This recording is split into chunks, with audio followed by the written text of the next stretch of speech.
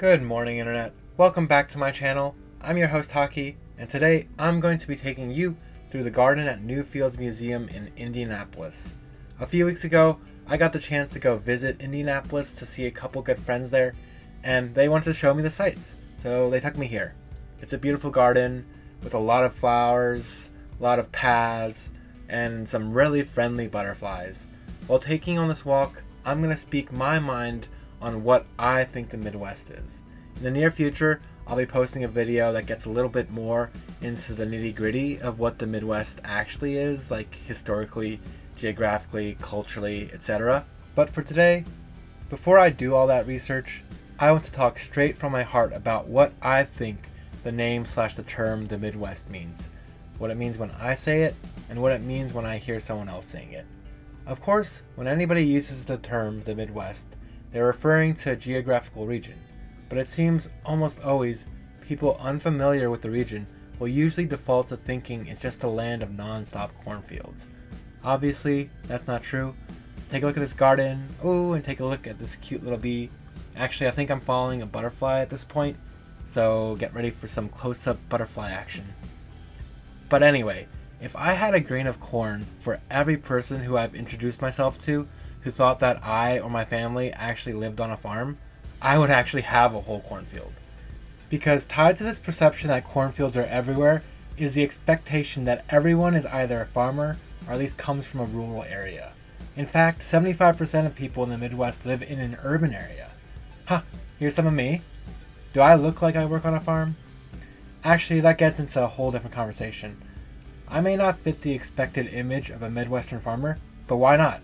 Japanese Americans have actually contributed immensely to the agricultural success of California, setting the foundation for it to become the agricultural powerhouse it is today.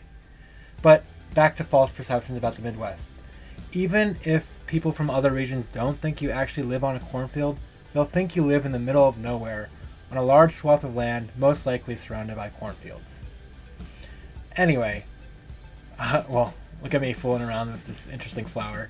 Anyway, corn aside, when I talk about the Midwest to people from other regions of the country, I want to talk about growth in space. That is what comes to mind. When I say growth, I mean it in the sense of population growth, but also in the sense that it's really easy to find useful ways to contribute to your local communities. And when I say space, I'm talking about it in multiple senses as well, both the physical sense and the social sense. And I'll get to what I mean by socially in a bit. So first off, growth. Population growth. Columbus, Ohio, where I'm living, is actually one of the fastest growing cities in the country, and there's many reasons for that.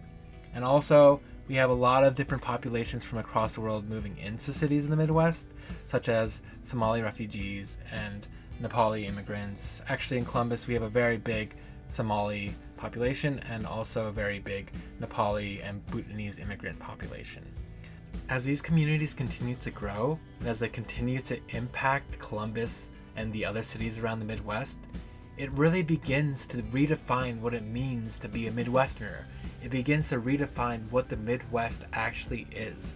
And that's why it's really exciting to be in the Midwest at this point, because the identity is being formed, it's being reshaped, and it's by these immigrant populations, it's by Asian Americans, it's by Black Americans. We don't think about the Midwest as a particularly diverse place when it comes to ideas, when it comes to race, when it comes to religion, but that isn't the case. And it's because of me, and it's because of other people in the Midwest living here, living their lives, thriving.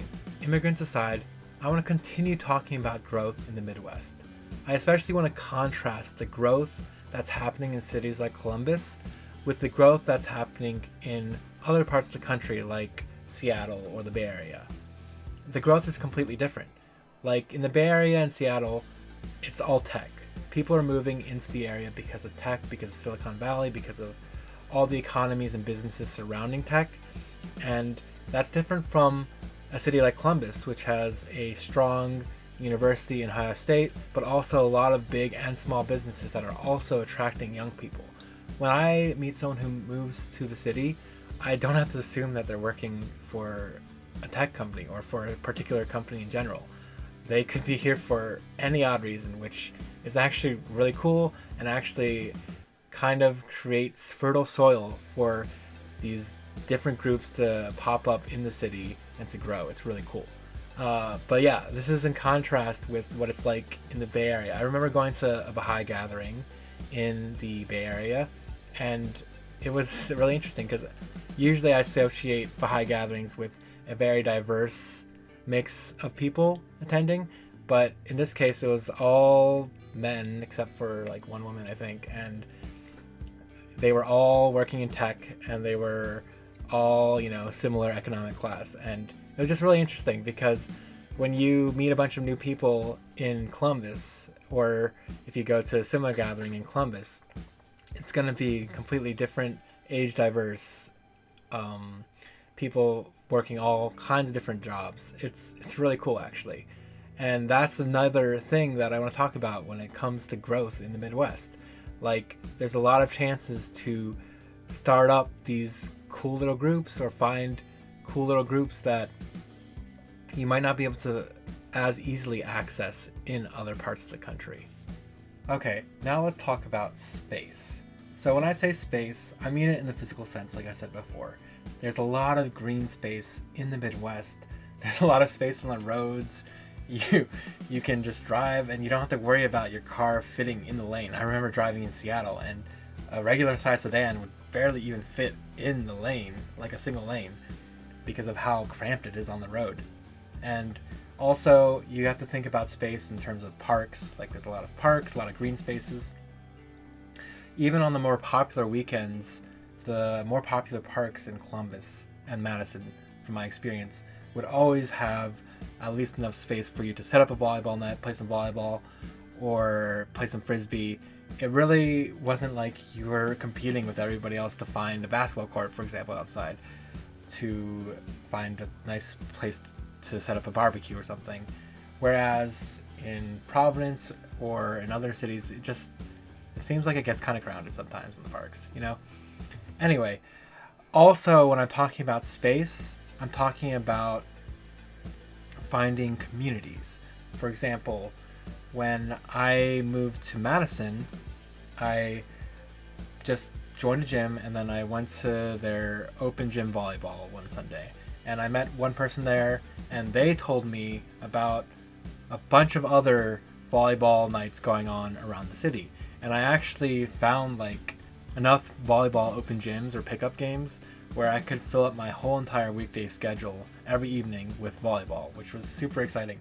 And all I had to do, and for free, and all I had to do is just meet this one person at the gym, just randomly. I did not have the same experience in other cities where, it might cost you $50 to $100 just to join a volleyball league to play volleyball, on a consistent basis. And that's partly because of the limit of space. Like, because we have so much space in the Midwest, so many gyms, so many churches, whatever, that have gyms, there is that space to just play volleyball for free. But in other parts of the country where everyone has to pay for space, the leagues are going to get a little bit more expensive, and just having these gathering spaces is more expensive and makes it less accessible in general.